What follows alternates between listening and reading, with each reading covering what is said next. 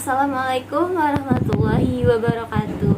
Halo semuanya, apa kabar? Perkenalkan, nama saya Alicia Warna dari kelas 4D. Di sini saya akan menjelaskan tentang penggunaan aplikasi Duolingo sebagai media pembelajaran mandiri bagi mahasiswa.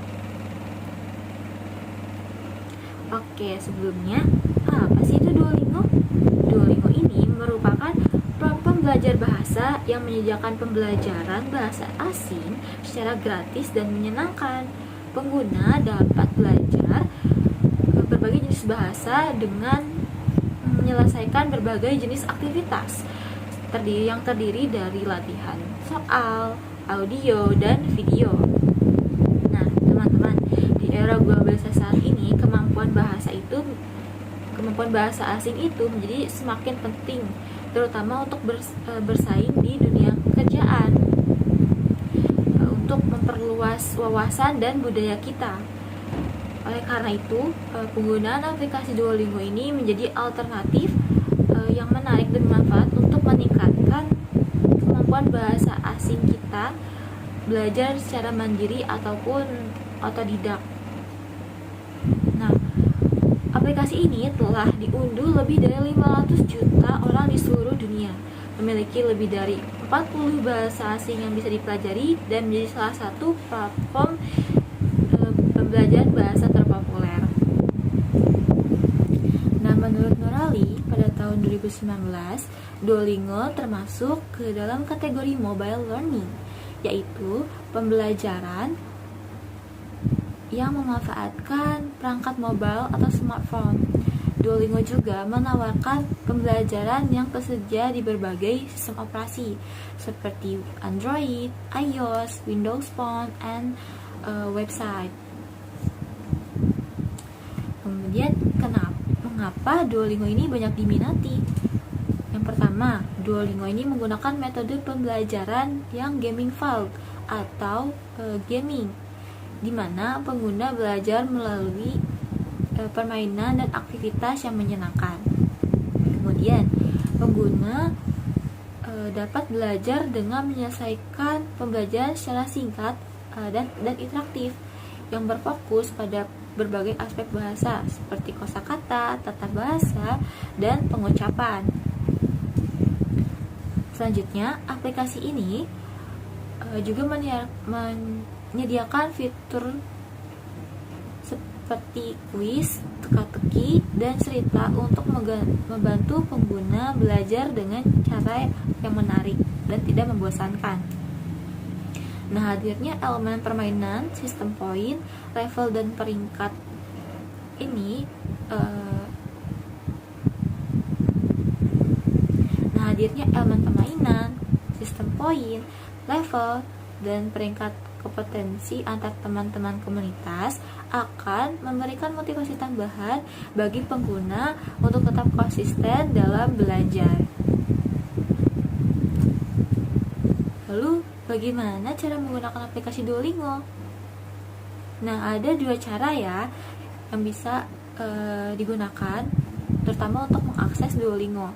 Yang pertama itu dengan menggunakan aplikasi Duolingo yang bisa diunduh di Play Store. Kemudian yang kedua bisa diakses melalui website yang tertera pada PPT. Kalian akan dimunculkan pilihan bahasa yang ingin dipilih oleh teman-teman. Langkah selanjutnya nanti akan ada duo atau maskot Duolingo yang mengarahkan tutorial awal kepada kalian. Oke, slide selanjutnya ini ada faktor yang mempengaruhi mahasiswa. Ada banyak faktor yang mempengaruhi, di antaranya ada 5 poin utama, yaitu motivasi. Motivasi ini merupakan faktor yang paling mempengaruhi efektivitas belajar bahasa asing secara mandiri.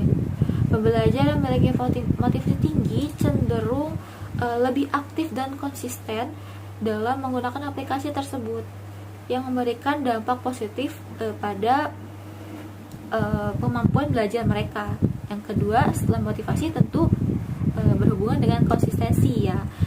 Konsisten ini merupakan hal yang penting juga. Kenapa? Karena pembelajar yang menggunakan Duolingo secara teratur dan rutin, bahkan hanya dengan durasi waktu yang singkat tapi dilakukan secara berkala atau terus-menerus, cenderung mencapai kemajuan yang lebih cepat dalam mempelajari bahasa asing. Memori yang tertanam akan menjadi bagian memori jangka panjang karena terus dilakukan secara berulang. Jadi dia akan menetap di dalam ingatan. Apalagi jika dibarengi dengan pengaplikasian dalam kehidupan sehari-hari.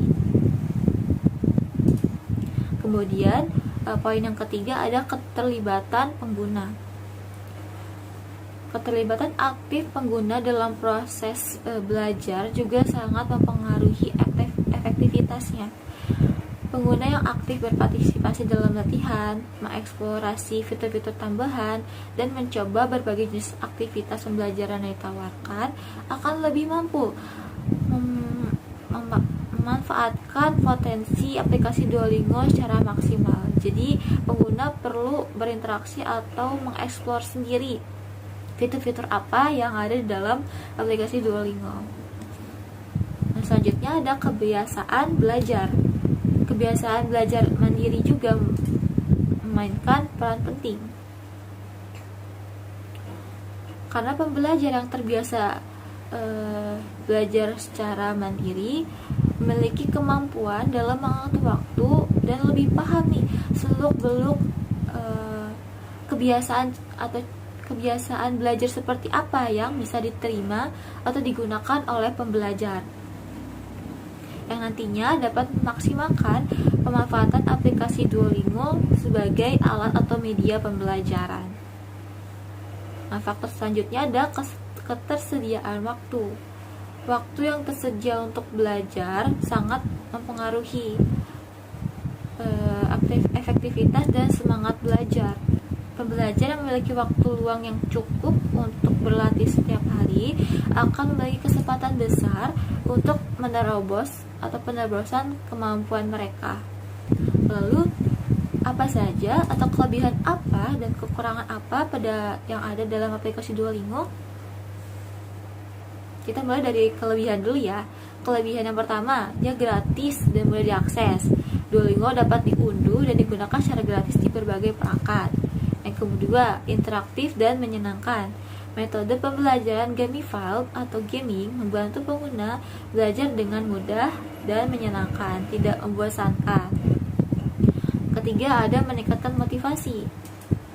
Sistem poin penghargaan dan leaderboard mendorong pengguna untuk termotivasi terus belajar. Yang keempat, ada memiliki komunitas yang besar dan aktif. Pengguna di sini juga dapat saling membantu dan bertukar informasi dalam komunitas ini. Jadi mereka bisa saling membantu apa yang kurang paham atau apa yang tidak bisa mereka dapatkan pada aplikasi bisa didapatkan lewat interaksi antar pengguna. Selanjutnya ada kekurangan. Kekurangan yang pertama, kurang mendalam dibandingkan pembelajaran tradisional. Pembelajaran tradisional ini adalah pembelajaran secara offline atau tetap langsung ya. Materi yang diajarkan di Duolingo lebih fokus pada kosakata dan tata bahasa dasar. Duolingo ini tidak menawarkan materi yang lebih kompleks seperti fonetik, budaya, dan sastra. Yang kedua, tidak semua bahasa tersedia. Ya, Duolingo hanya menawarkan beberapa bahasa yang populer secara umumnya. Pengguna yang ingin belajar bahasa yang kurang populer mungkin tidak dapat atau tidak bisa menemukan bahasa tersebut di dalam aplikasi ini. Contohnya seperti bahasa daerah. Kemudian yang ketiga, tidak ada interaksi antar guru. Tidak antar guru atau teman, tidak ada interaksi dengan guru. Pengguna tidak mendapatkan umpan balik atau feedback dan koreksi individual dari guru. Jadi ketika sudah belajar materi tertentu, lalu ada hal yang masih kurang dimengerti, kita pengguna tidak dapat bertanya karena bukan belajar dengan pengajar atau guru. Ini menggunakan sistem yang mana tidak bisa ditanyakan oleh kita. Kemudian selanjutnya ada manfaat. Manfaat yang didapatkan gratis dan mudah diakses. Lalu interaktif dan menyenangkan. Kemudian fleksibilitas, yang mana penggunaan aplikasi Duolingo bisa digunakan di mana saja dan kapan saja. Pengguna dapat mengakses tanpa batasan tertentu seperti waktu ataupun tempat. Kemudian meningkatkan motivasi belajar. Duolingo ini memberikan poin dan penghargaan atas pencapaian pengguna atas kemajuan mereka, yang mana meningkatkan motivasi belajar. Selain itu, fitur ini memperlihatkan teman-teman yang juga sedang belajar bahasa yang pengguna pilih. Pengguna dapat berkompetisi dengan teman-teman komunitas dengan meningkatkan poin pencapaian yang ditampilkan di leaderboard Duolingo. Selanjutnya, tentu meningkatkan kemampuan bahasa. Hadirnya Duolingo ini menawarkan tujuan yang jelas, yaitu untuk meningkatkan kemampuan bahasa asing pengguna.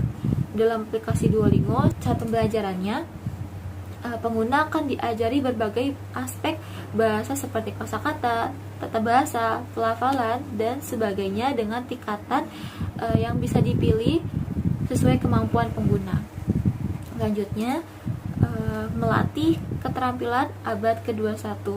Karena zaman sekarang ini sudah banyak yang menggunakan bahasa-bahasa asing untuk berkomunikasi atau memperluas jaringan pertemanan sosial, jadi sangat berguna aplikasi Duolingo ini melatih kemampuan kita dalam berpikir kritis, menjawab pertanyaan dengan bahasa asing, pemecahan masalah, dan lain-lain. Duolingo ini juga meningkatkan kemampuan pengguna dalam multitasking dan belajar mandiri. Mungkin cukup sekian materi atau penjelasan yang bisa saya sampaikan. Kurang lebihnya mohon maaf jika ada salah kata atau pengucapan yang kurang berkenan di hati teman-teman semua. Terima kasih sudah menyimak dan menonton. Saya akhiri, wabillahi taufiq wal hidayah. Wassalamualaikum warahmatullahi wabarakatuh.